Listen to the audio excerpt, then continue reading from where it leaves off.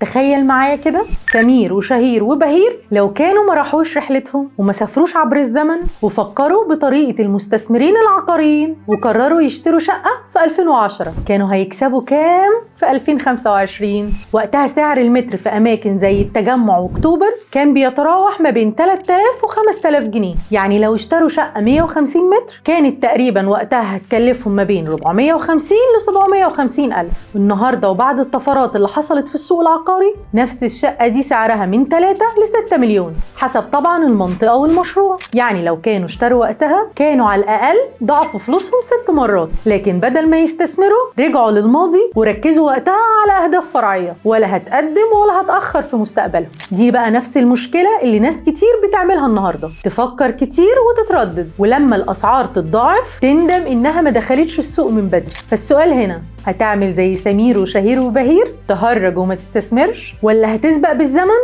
وتستثمر النهاردة قبل ما الأسعار تتضاعف تاني؟